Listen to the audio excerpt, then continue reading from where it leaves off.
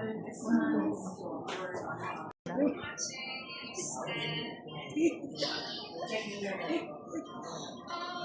kayo wala nang song nilang dati.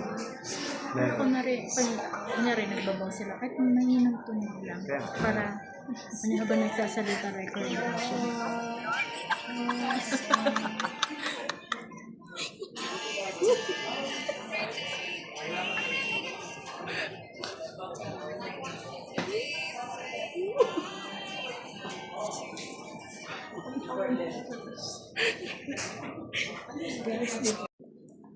Sa ngalan ng Ama, ng Anak, at ng Espiritu Santo. Amen.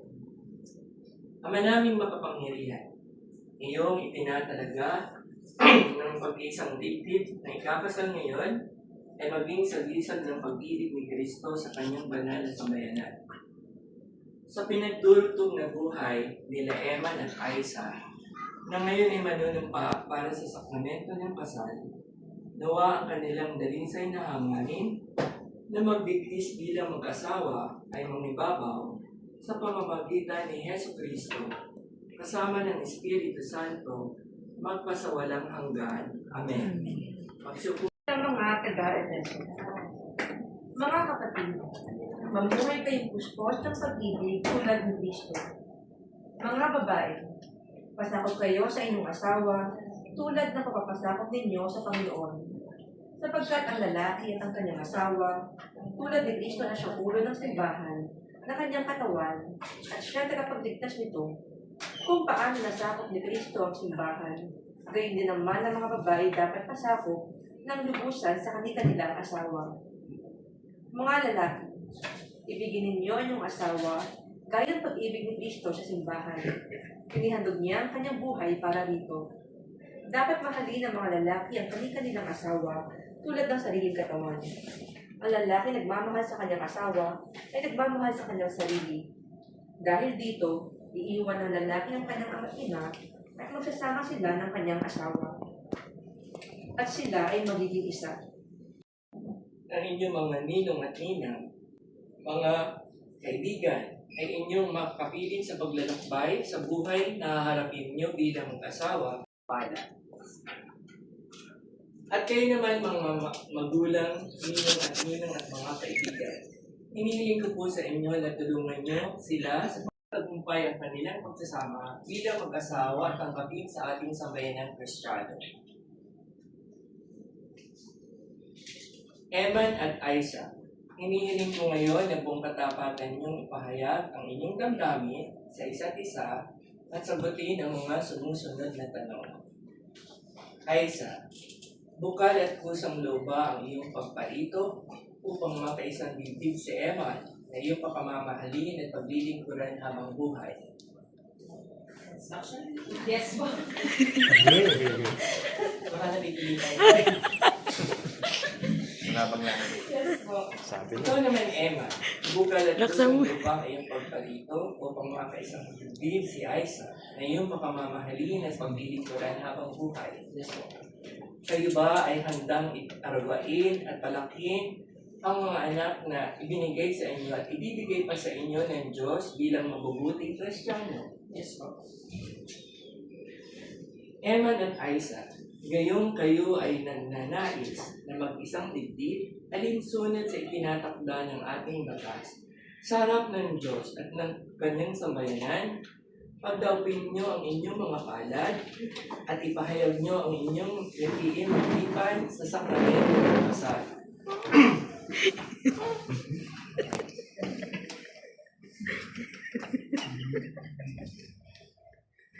Matawa siya. Okay. Nag-practice na namin. Ano tumawa?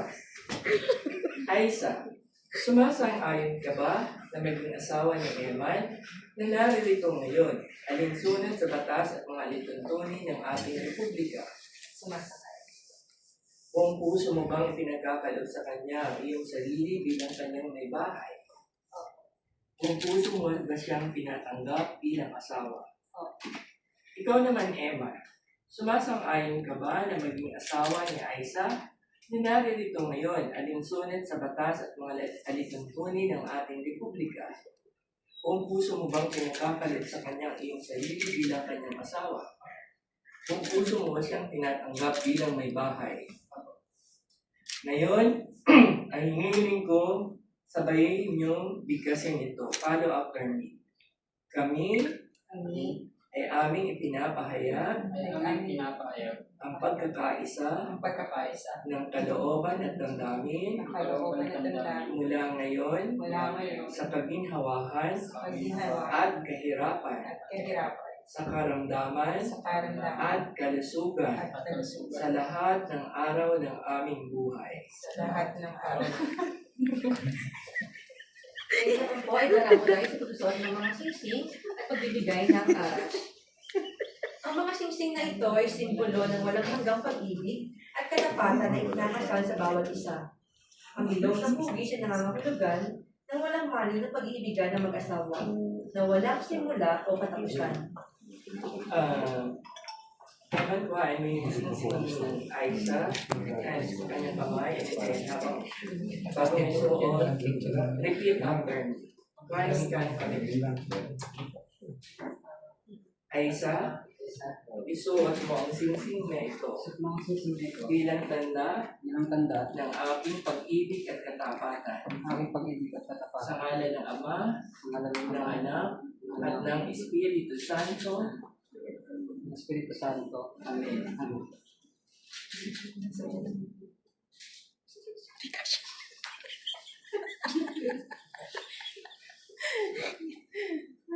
Ay, hindi ka.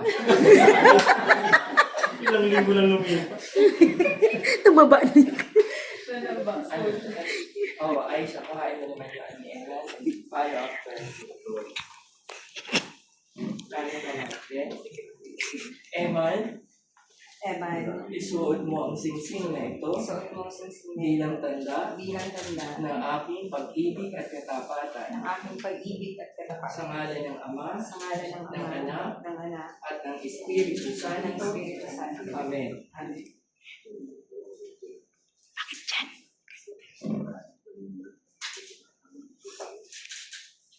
Ang mga aras ay simbolo ng pagkalooban ng Ako sa iyo itong mga aras na ito bilang tanda ng aking pagpapahalaga at pagkalinga sa kapakanan mo sa ating mga anak at ating magiging anak pa. Sa ngalan ng Ama, ng Anak, at ng Espiritu Santo. Amen. Follow after me, Aiza. Eman, Eman, tinatanggap ko tinatanggap ang mga aras na ito ang mga aras na ito. at nangangako ako Nangangako ako iyong magiging katuwang na iyong magiging katuwang sa wastong paggamit sa wastong at pagkakas pangangasiwa at pangangasiwa ng ating ng kabuhayan. ating kabuhayan. Okay, umupo muna po ang lahat para sa huling tagubilin. Tumayo na po ang lahat para sa konfirmasyon ng kasal.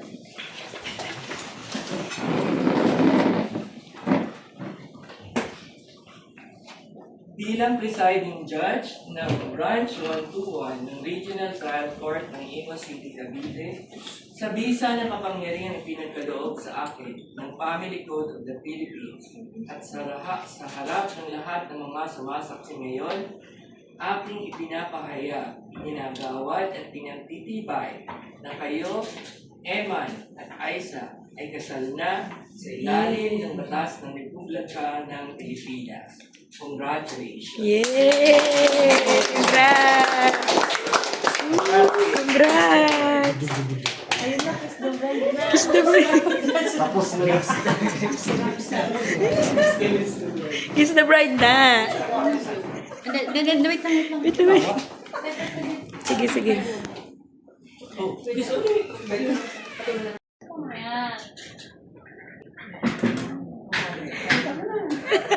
Nandiyan ba yung anak niya?